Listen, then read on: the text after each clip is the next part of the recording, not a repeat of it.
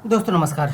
आज फिर हाजिर हो दोस्तों एक बार फिर 8वें वेतन आयोग सीरीज़ के 35वें वीडियो के साथ। जी हाँ दोस्तों, हम आज पेंशनर से रिलेटेड 8वें वेतन आयोग के डिमांड के विषय में एक बात करेंगे।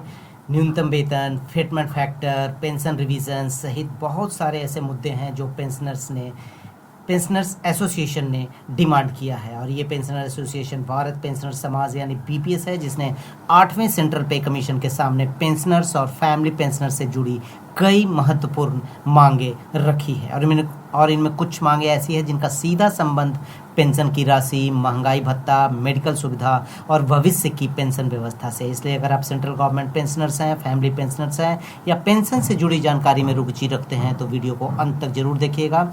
हम हर एक मांग को विस्तार से इस वीडियो में एनालाइज करके देखेंगे। और अगर अभी तक आपने हमारे इस चैनल को सब्सक्राइब नहीं किया है तो ज़रूर से सब्सक्राइब कर लें ताकि हमारे वीडियो के अपडेट आप तक पहुंचता रहे दोस्तों। और जैसा कि आप स्क्रीन पे देखते हो दोस्तों, 9 अगस्त 2026 को ये भारत पेंशनर समाज, जो एक पेंशनर्स का एसोसिएशन है, उसने BPS presents major pensioners demands before 8th central pay commission, 8वें वेतन आयोग के समक्ष इन्होंने अपनी मांगे रखी हैं। और ये 13 मांगे रखी गई है और इसी विषय पे हम बिंदुवार आज चर्चा करेंगे।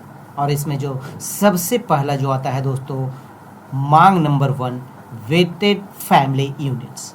सबसे पहले बीपीएस ने 5.2 वेटेड फैमिली यूनिट्स को अपनाने की मांग रखी है। इसके अंतर्गत एम्प्लॉई को 1.0, स्पाउस को 1.0, 2 बच्चों को 0.8 और 2 डिपेंडेंट पेरेंट्स को 0.8 वेट देने की बात कही गई है। इस व्यवस्था का इस्तेमाल मिनिमम वेज निर्धारित करने के लिए शामिल किया जाता है। तो मांग नंबर 1 है दोस्तों 5.2 वेटेड फैमिली यूनिट्स, जो विभिन्न अलग अलग सरकारी संगठनों ने भी इस डिमांड को रखा है। अब हम देखते हैं दोस्तों मांग नंबर 2, 69,000 मिनिमम बेसिक पे और फिटमेंट फैक्टर 3.83। यह एक बहुत महत्वपूर्ण मांग है दोस्तों।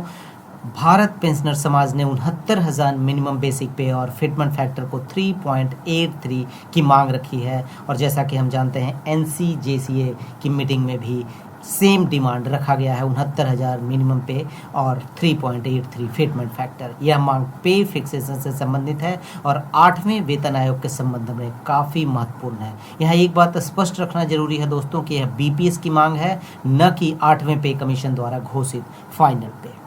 अब हम देखते हैं मांग नंबर 3, मिनिमम पेंशन 45,000 रुपये।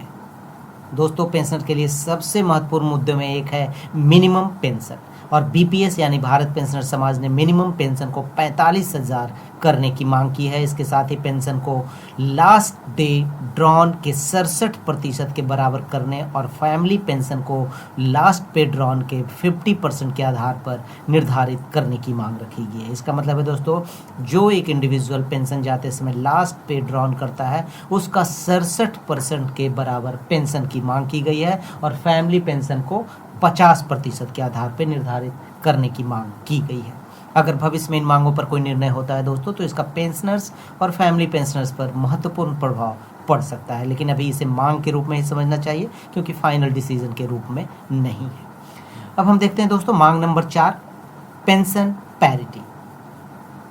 भारत पेंशन समाज ने उन पेंशनर्स के बीच इक्विटेबल पेंशन रिवीजन और पैरिटी की मांग की है जो 1 जनवरी 2026 से पहले और बाद में रिटायर हुए हैं।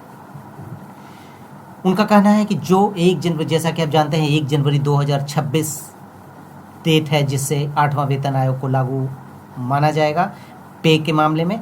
और भारत पेंशनर समाज ने मुद्दा बताया है कि जो अगर 1 जनवरी 2026 के पहले अगर जो रिटायर होते हैं और जो 1 जनवरी 2026 के बाद में रिटायर होते हैं, दोनों के पेंशन में समानता का मुद्दा उन्होंने 8वें पे कमीशन के सामने रखा है।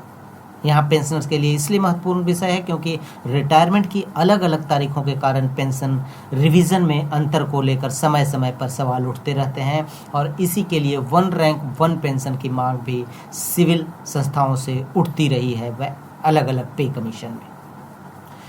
मांग नंबर 5, हर 5 साल में पे और पेंशन रिवीजन की बात की गई है। भारत पेंशन समाज की एक और महत्वपूर्ण मांग है दोस्तों कि पे और पेंशन का रिवीजन हर 5 साल में किया जाए। रिपोर्ट में यह मांग स्पष्ट रूप से शामिल है। इसका उद्देश्य पेंशनर के लिए नियमित अंतराल पर रिवीजन की व्यवस्था की मांग करना है।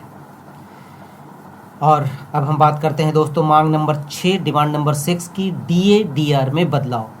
जी हाँ दोस्तों, बीपीएस यानी भारत पेंशन समाज ने मांग की है कि डीए यानी महंगाई भत्ता और डियरनेस रिलीफ का रिवीजन 3 महीने के एवरेज के आधार पर क्वार्टरली किया जाए। अभी हम जैसा कि जानते हैं डीए डीआर का जो सरकार आकलन करती है वो 6 महीने के आधार पर करती है, और अब उसी को 3 महीने के एवरेज के आधार पर क्वार्टरली रिवीजन की बात की गई है। जब डीआर 25% से अधिक हो जाए तो उसे बेसिक पेंशन के साथ मर्ज करने की संभावना की जांच करने की मांग की गई है। यह मांग पेंशनर्स के लिए खास तौर पर इसलिए महत्वपूर्ण है दोस्तों क्योंकि महंगाई के समय डीआर पेंशन की परचेजिंग पावर को बनाए रखने में महत्वपूर्ण भूमिका निभाता है। अब हम बात करते हैं दोस्तों डिमांड नंबर 7 की, जो एचआरए और एलटीसी से रिलेटेड है। बीपीएस ने पेंशनर्स के लिए सुटेबल एचआरए और एलटीसी बेनिफिट देने की मांग रखी है। रिपोर्ट में इन दोनों बेनिफिट्स को पेंशनर्स तक उपयुक्त रूप से एक्सटेंड करने की मांग शामिल है।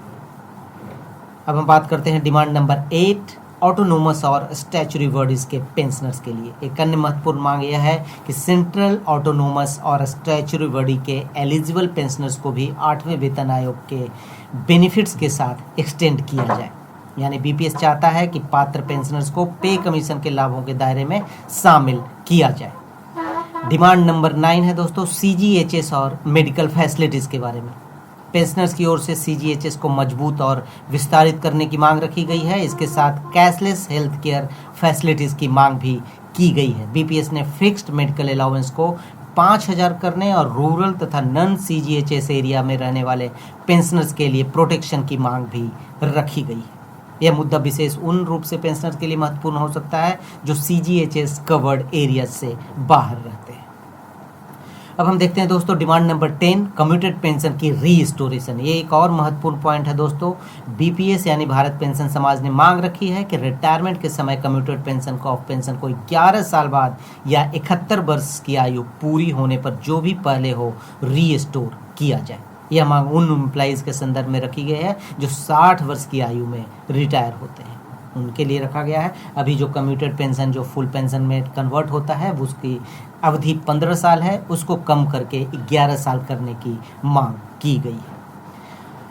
डिमांड नंबर 11 है दोस्तों age related additional pension. BPS ने उम्र बढ़ने के साथ एडिशनल पेंशन देने की मांग भी रखी है। इसके अनुसार एज रिलेटेड एडिशनल पेंशन 65 वर्ष की आयु से शुरू करने और इसे 5-5 वर्ष के स्लैब में देने की मांग की गई है। यानी उम्र बढ़ने के साथ पेंशन सपोर्ट बढ़ाने का प्रस्ताव रखा गया है।